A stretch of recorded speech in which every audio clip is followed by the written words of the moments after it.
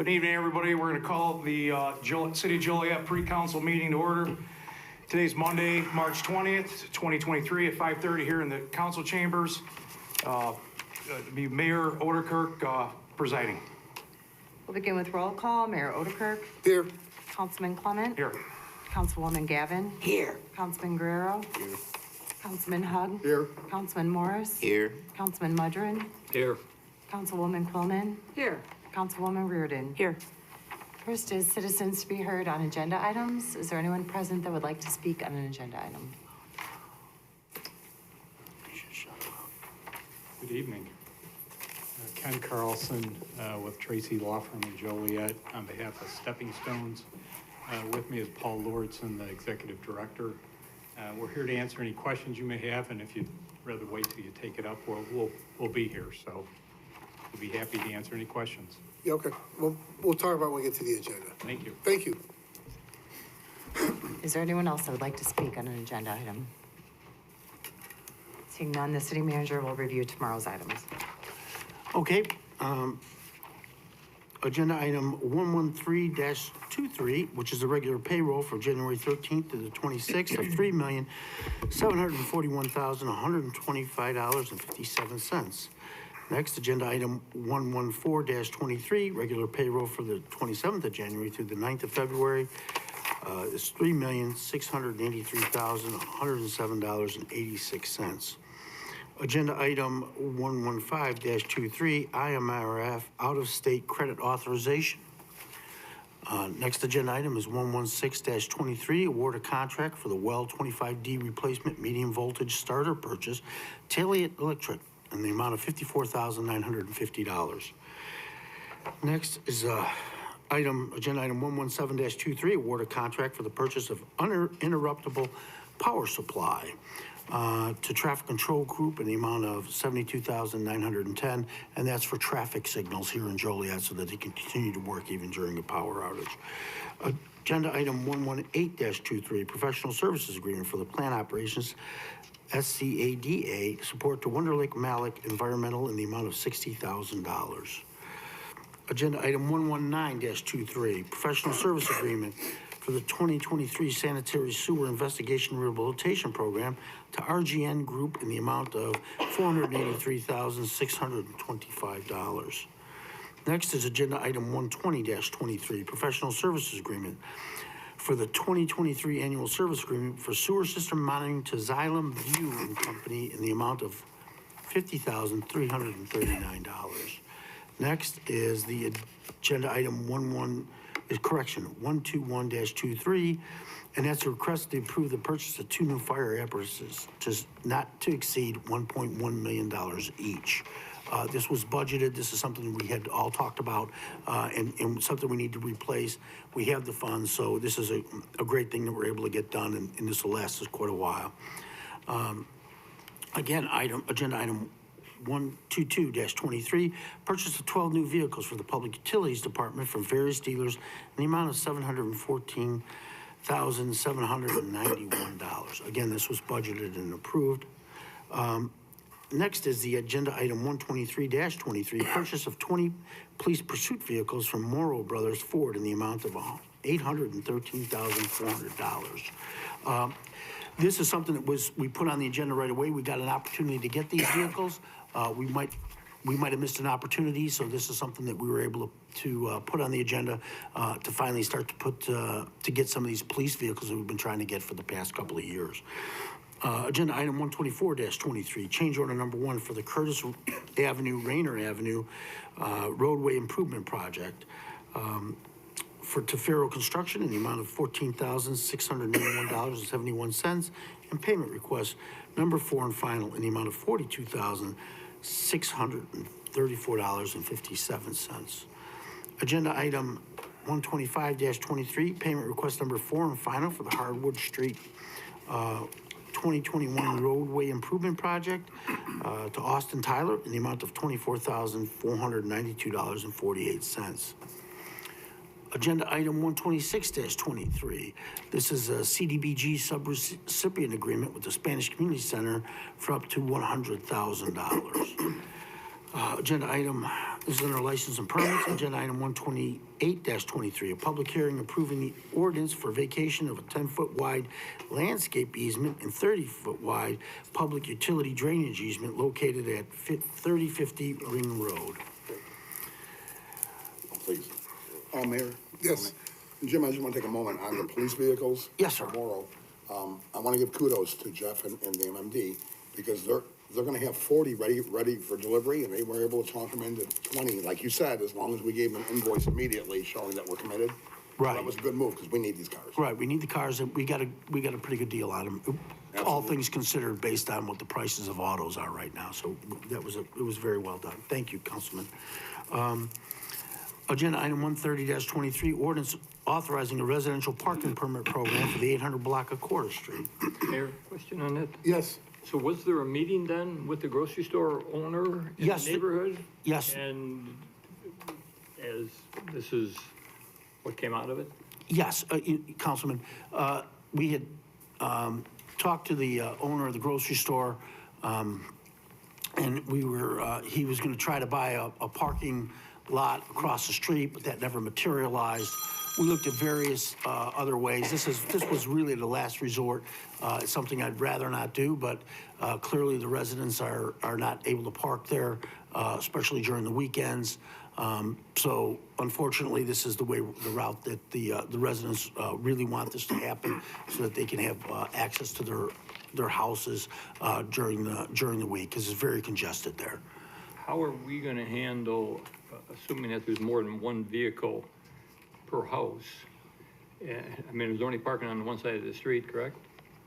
I believe that's correct. We're going to have, the residents will have to buy stickers that authorize them to park there. So, and we have not yet determined the price of that. Our corresponding communities charge Hold on, anywhere I'll say, from. Jim, are we offline? Can you check? I know the computer is working, are they on JCTV, is that what you're? It's off the air? It looks like the sides, maybe JCTV is having issues, but. You want to wait till we get back up? Sure.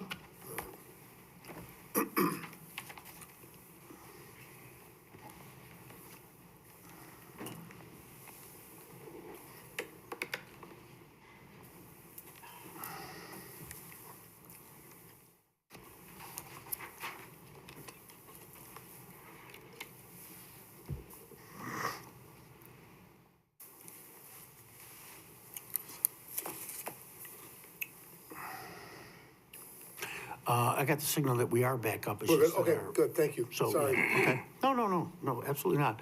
So, again, you asked if there was, I'm sorry, Councilman Mudron. Meeting, you had said that this was the best that could be worked out. Yes, we tried to work something out because, certainly we support our businesses and business owners as best as we can. But this was, we were not able to make to reach a reasonable accommodation. So then my next question was, since there's obviously houses on both sides of the street, do the houses that have the parking in front of them get first choice at permits, or have that's been Yeah, the people that- determined, or how many per Yeah. household, or? No, the people who show an address at Core Street will get a car registration, will receive a permit for the car to be able to park there. I have one question. Maybe you just misspoke, but in this, it says there's no fee for enrolling or renewing. There is not a fee. We hadn't determined that yet, so we didn't put anything down because I wasn't sure if that's something even the council would want to do, is to charge folks for this or not.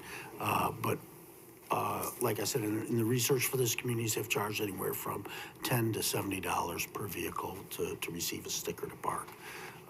So maybe that's something we can talk about at a later date, whether or not, or if or how much we charge for the parking pass.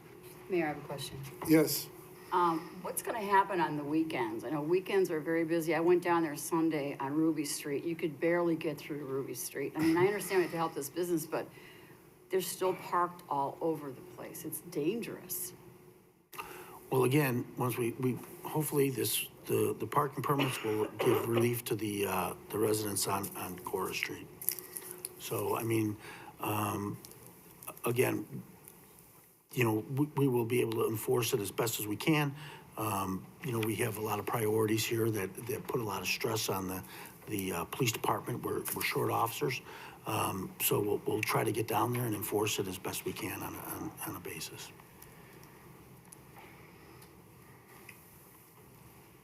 Okay. Moving on, agenda item 131-23, ordinance approving a variation to use, to allow 3-unit residents, R4 multifamily resident unit zoning district located at 712 Landu Avenue.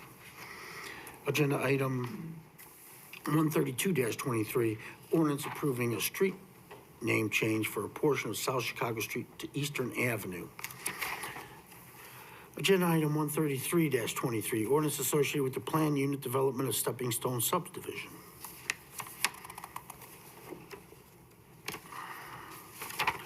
Agenda item 134-23, ordinance amending section 31-70. Yes, Jim? Yes, I sir. think we need to discuss 120, 133. A couple of questions, I got one question answered, but better if we do it publicly.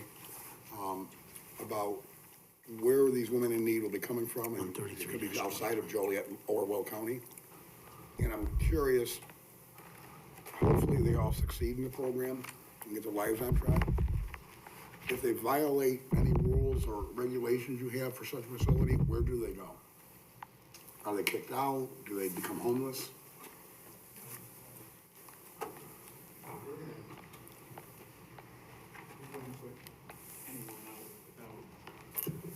Having arrangements made for them to be. Can you speak in the microphone, please, so we can all hear you? I'm Thank you. sorry. So this is Paul Lawrence, I'm the executive director. Yeah, I certainly can understand everybody's concern about that. What would happen with a woman if she And her children? had a problem?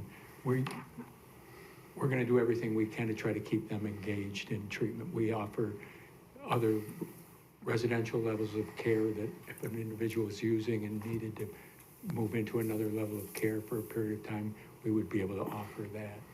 We would have emergency care plans in place for all of the women that are residing there as far as who would care for the child if the woman did have to leave the facility for a period of time, whether that was a short period of time in our residential program or hospitalization if she had an illness or for whatever reason, she wouldn't be able to be there with the kids.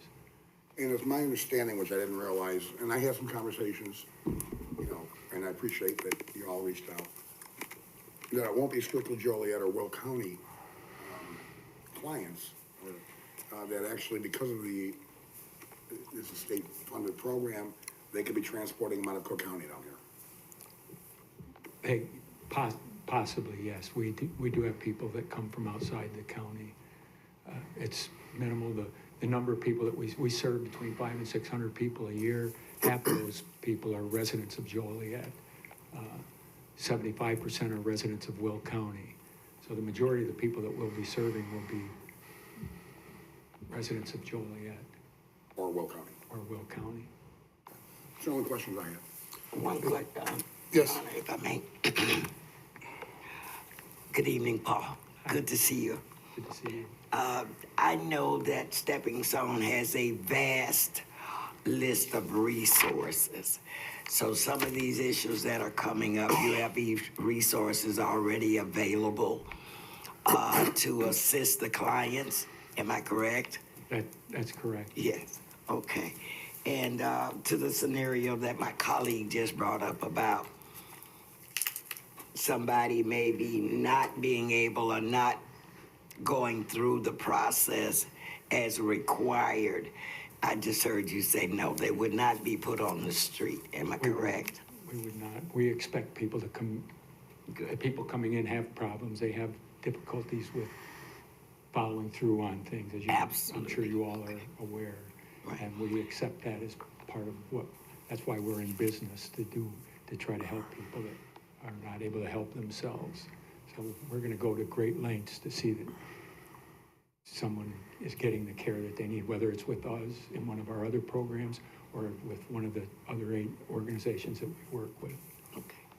And you do. Congrats on the work that you do. I've been familiar with you guys for years and worked hand in hand with that, so. We've been Stepping Stones was formerly the Joliet Halfway House and Sheltering Arms Women's Halfway House. We've been providing services in Joliet for people with substance use disorders for over 50 years. We've operated 2 recovery homes here in Joliet for over 20 years. So Yes, sir. I've done a lot of work to research on what we need to do to have a program here that would serve women with their kids. Oftentimes women won't get that service because they're not gonna go to Southern Illinois, or they're not gonna go into the city to get that. And so. Okay. And my final create an comment. opportunity for them to be able to access this service. Right. And I thank you for that. I thank you for your service within the community. Last final comment.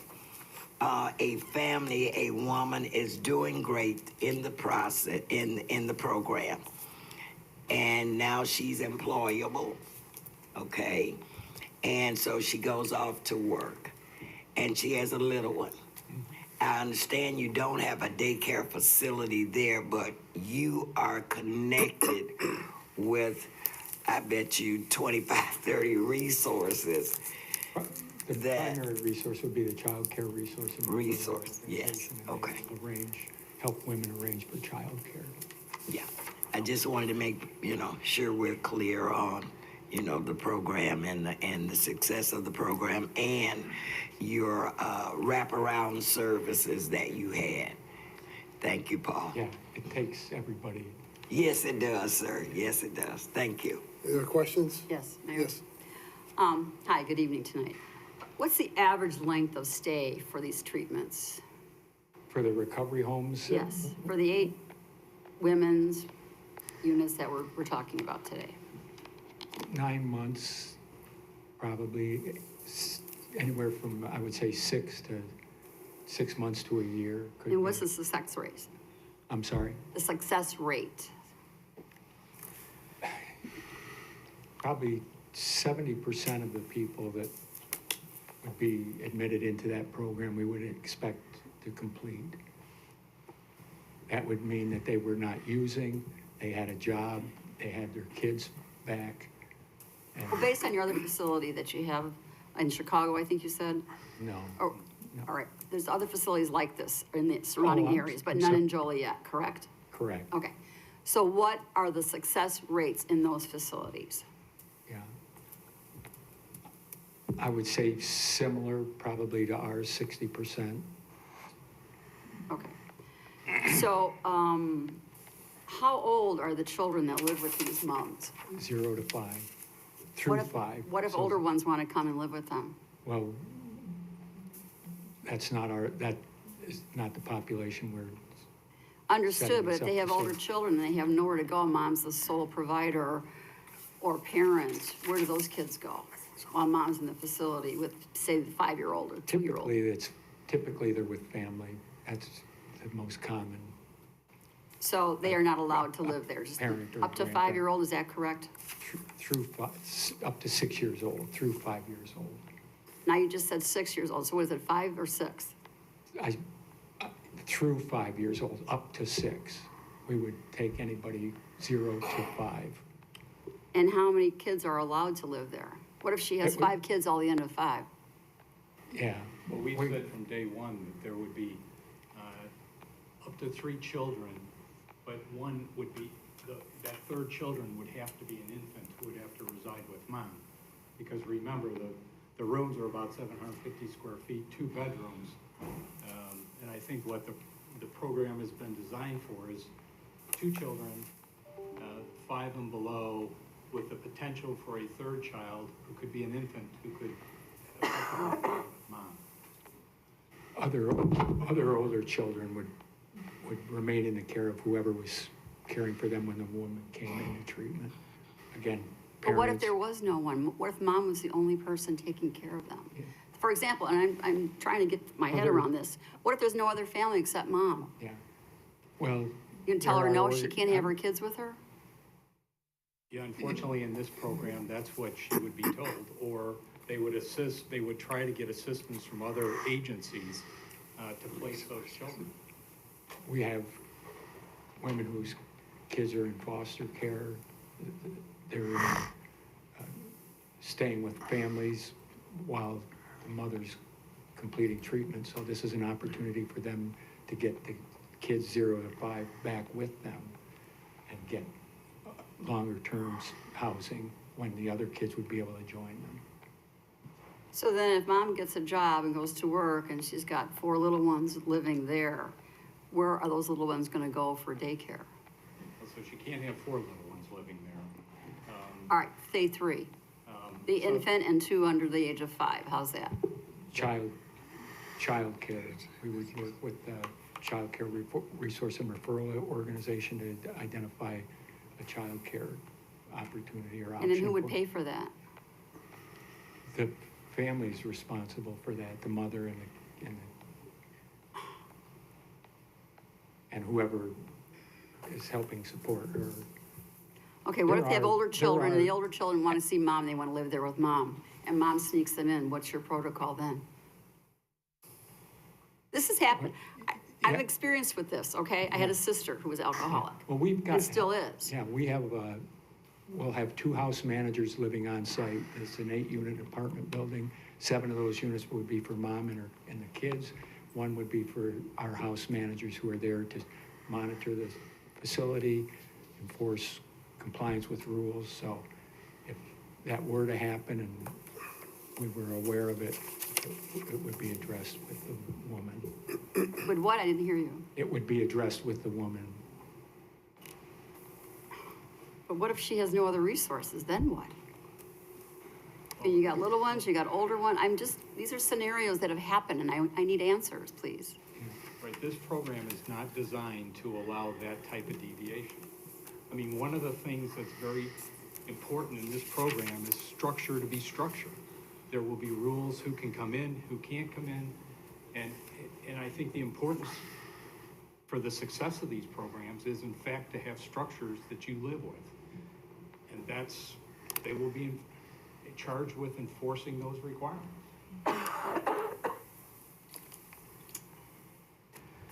Okay.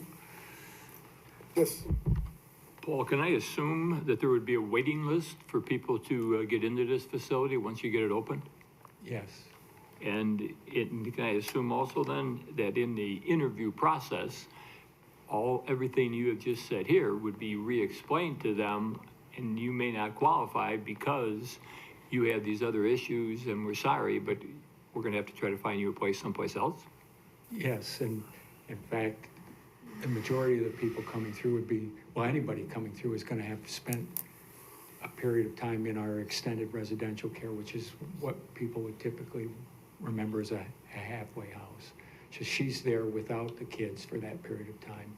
If the kids are placed, she'd be getting supervised visits with them while she's in that facility. But she's had an opportunity to get a job. She's had at least a month and typically about 2 or 3 months living in the extended residential care program, where we have an opportunity to work with her to, again, make sure that that's a service that she's gonna need and that she would be, we're not gonna put somebody in there that can't show us that they're ready for that. So that period of time prior to their placement in there would be with us, where we can monitor and provide the services that she may need to get ready to go in there. So is it fair to say that most of these people would have already somewhat pre-qualified? Yes. Not that, you're not gonna, there'll be failures, I got that, but they've already had to go through some vetting to get to qualify to come there. Yeah. That's all I got. Mayor. yeah, Joe? Paul, good evening. How many residents do you have here in Joliet now? We're talking about 7, and then 1 for the, I guess, resident manager or whatever you're gonna have there. How many do we have now in Joliet? Do you have any others? Do you have any other? We have the 2 other recovery homes that we operate. Correct. How many units? How many units do we have currently? There's 10 residing in the facility that we have at Broadway Street, and then we have, and that's men, and then we have 7 and a women's recovery home on Bridge. Those are adjoining properties at Bridge and Broadway. And then this will be 7 additional. Should be 7. Correct. Thank you. Mary, yes, quick question, scenario, so you have a mother with, 3 children under 5, 1 an infant, and they come from Oak Lawn, because the state requires that you work off, you can't work geographically, just helping Joliet or Will County residents, and that person just does not work out. What happens? She has to leave, you have to, toss her out because she's not following the rules she doesn't agree to, where do they go? We would look for a place for them, and if she's from Oak Lawn, we would, and that's where her family and support system is, that's what we would try to do, is find a placement there. So it would be a matter of, again, trying to find the appropriate place for her where she's gonna have the best opportunity to have success, to get into another program, perhaps get back into our program. And for full disclosure, for the council knows, I had a discussion about Crest Hill. Now, they're right across the street, that's, they're our neighbors to the north, and in fact, they're trying to redevelop their old village hall. I did have a long conversation to confirm with Mayor Ray Solomon, and talked to Ray, and they did meet, and they did support this. But it's our responsibility to approve or not approve it, but they're supportive, and I just felt it was so close, right there across the street from, the next village. In fact, I believe the village treasurer is here tonight, am I correct, Glenn? You're the treasurer, he's a representative of Crest Hill. He's currently, that's an elected position, right? He's the elected treasurer for the village, Glenn Conklin. I met Glenn back in the 90s. No, it was the 80s even, wasn't it? So I did want to point out that I was told that Crest Hill had vetted it and was supportive in an advisory role, not in a legislative role. And so, like was said in the early 80s, trust but verify, and I did talk to the mayor, Ray Solomon, who said that there'll be no problems from that side of Route 30. They're supportive of the program. So, just so we have all the information. I don't know, Glenn, if you wanted to say anything, Mayor, if he could? Mayor brought up whether or not they had any objections. Can you step up to the mic, please? They can't hear it on TV otherwise. Thank you. I'm sorry, it was, initially there was an email sent to all the elected officials asking if they had any objections, was not brought to a meeting, and then, again, not legislatively, but at a work session, it was brought to council. Do you have any objections? At which point no one had any objections, and I asked them, for the record, would you support it?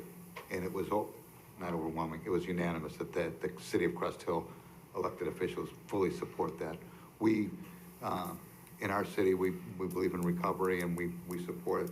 The Eleanor Club of Joliet is located in the city of Crest Hill, as well as the Fellowship Club of Will County. So Crest Hill fully supports the project, and appreciate it. Thank you. Thank you. And again, like I said, Mayor and council members, it's our decision to make, but it is important when you're that right there. I mean, that corridor is half Crest Hill, half Joliet. So I think our friends to the north, I think their opinion should be considered too. And Mayor, I also reached out to the mayor, but I won't divulge our conversation. Anyway, my whole thing about this is safety. Now, these kids, when they're out playing, who's going to be watching them outside? Mothers would be responsible for supervising the children. See, because I have an issue right there with that outside area where you're going to have them playing, because you have 2 major thoroughfares, and I just don't think it's a safe place. I mean, I went by there with my husband, he's a police officer, or a retired police officer. He didn't think that was a good place either, for you're going to have the play area, and this is my major concern. I get everything else. I know about the program, I understand about the program, but I'm very concerned about the safety of uncontrollable drivers smashing through the barrier where the kids are. I just don't think it's a safe place for kids to be, and that's my whole problem with this whole thing. That is a concern for us as well. I mean, we're concerned about the safety, because we would never want to see something happen there. Exactly. Nobody does, but this is my feeling. We've held family day events at that facility for several years that involved kids coming, and we've never had an incident with a child. But this is a little bit different. These are going to be smaller little ones. These are little ones that are there, little ones. Well, so obviously though, I mean, you've seen the site plans as designed. I've So- seen the site, Pete, also. I've been out there to I take a look. understand that, but obviously, additional space and landscaping has been added to sort of separate that thoroughfare. The playground area is gonna be fenced, and it's on the inside of the building, away from the thoroughfare. And I mean, at some point, I think you can't imagine the worst is gonna happen all the time when these steps have been taken, because the worst can happen in any case. And the practical matter is, the way this site is now laid out, ownership believes they've minimized any potential impact that being adjacent to those thoroughfares could create with respect to the children being outside in the playground areas.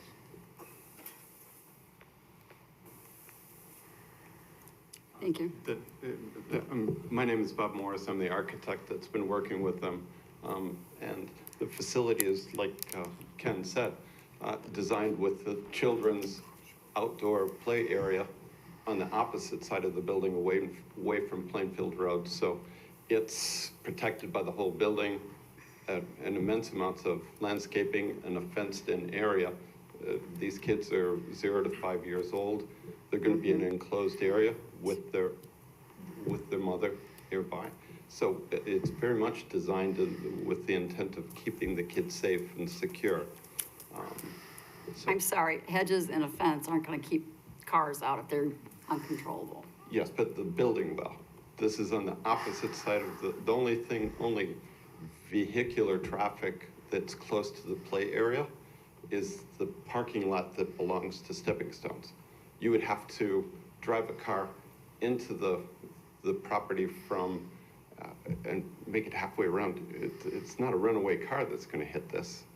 It's gonna be somebody that's, Or it could be somebody trying to park and they hit the gas instead of the and that could brake. happen at And any that happened to facility me. That anywhere. happened to me, and I was in a place of business, and But I that got same out thing- of the way.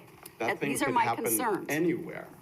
These So are my that's not concerns. something that's unique about this I facility. know, but these are little ones that they're in our care. They're already having issues with their moms. I'm just. So help me out, what These are would my, be these are a- my concerns, okay? What would be a way to solve that? I don't, I don't know. okay. Thank you. I just feel that what the children are going through, I'm sure, just by virtue of what this program is, trying to accomplish, they're much safer being there with their mother who's getting help. I have several friends, truly, that were really at the end. They needed help. And they were a couple, and they both went to Stepping Stones, and all of their family was so distraught to see what happened to them. Never saw this and never saw it coming. They both came out the other side successfully.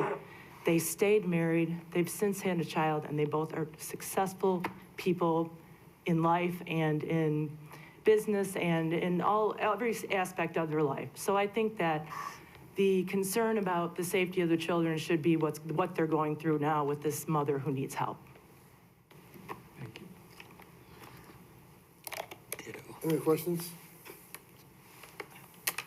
Okay. All right, thank you, guys. Thank you. I don't.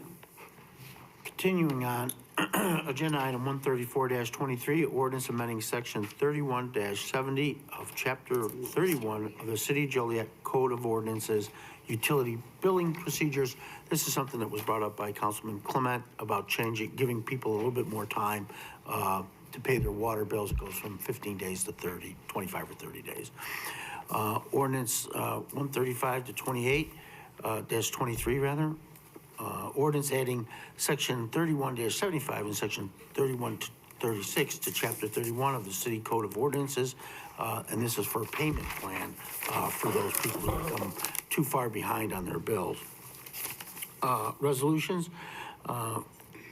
Agenda item 137-23, a resolution authorizing the renewal of the Will County Cooperative Police Assistant Team Interagency Agreement, Will County PAC. Agenda item 138-23, a resolution approving the dedication of a 25-foot public utility in the City of Joliet drainage easement located at 3050 Ring Road. Agenda item 139-23, a resolution authorizing approval of and execution of a transfer agreement for the transfer and assignment of certain easement, right-of-way, and sewer line pursuant to intergovernmental agreement, and that's with the Village of Shorewood. Agenda item 140-23, resolution approving and authorizing the execution of an agreement for the sale of real property at 607 Collins Street. And with that, that concludes my remarks. Thank you. Next is public comment. Is there anyone that would like to speak under public comments this evening? Yes. Yeah, I'm sorry. I had a question, Jim. Can I go back? 13223. Sure. Yeah, this evidently must have slipped past. I was contacted by a lady that lived on, she feels it's Chicago Street. You know, her identification has her address at Chicago Street. Her check, the address on her checks has that. So she had contacted me because the UPS man, FedEx man, always get lost over here. So I had talked to Greg Ruddy about looking into this, and evidently this is what they came up with. But the street sign already says Eastern Avenue. But it used to be Chicago Street before I-80, so we're going way back. So, and I don't understand why it has taken, the residents on this street. Now, I'm not sure how many. I was only contacted by one resident on the street, and she's been living on this street for quite a while. And she's had contacted me because she actually wanted the street to be named Chicago Street, which we already know, the big, Chicago Street. So I didn't know, what we could do, to solve her problem.